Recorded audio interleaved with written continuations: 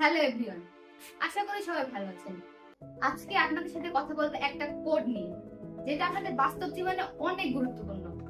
অনেকে হয়তো সেটা প্রয়োগ করতে জানেন না। সেটা হচ্ছে forget about goals, focus on system instead. এর মানে কি? এর মানে কি আমরা আমাদের লক্ষ্যকে ভুলে যাব? কখনোই না। এর মানে হচ্ছে আপনারা একটা গোল ঠিক করবেন, কিন্তু গোলটার উপর ফোকাস দেবেন না, ফোকাস দেবেন তার সিস্টেমের উপর।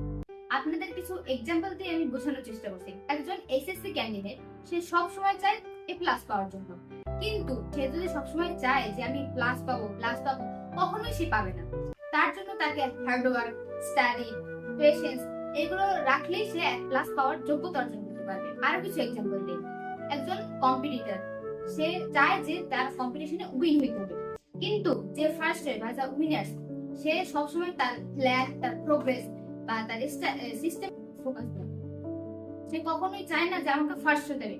যে সবসময় চায় যে আমি ফার্স্ট হবো, সে কখনোই ফার্স্ট হবে না।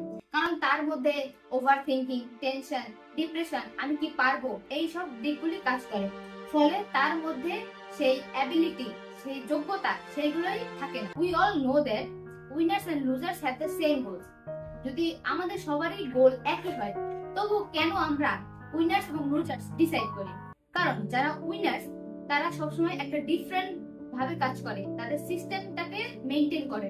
কিন্তু যে লুজার্স, সে সবসময় তার সিস্টেমটাকে মেইনটেইন করতে পারে না, তাই সে গোলস বা লক্ষ্যকে পূরণ করতে পারে না। What's the difference between goals and system? Goals are best for setting a direction, but system are best for making process. আমাদের সবসময় গোলস একটা লক্ষ্য মানে দিক দেয় যে আমাদের এই দিকে হাঁটা উচিত, কিন্তু সিস্টেম আমাদেরকে কিভাবে উন্নতি করতে হয় সেটা বলে দেয়। সবসময় মনে রাখবেন, forget your goals, focus on system instead. ধন্যবাদ সবাইকে। আলিস ওয়েল।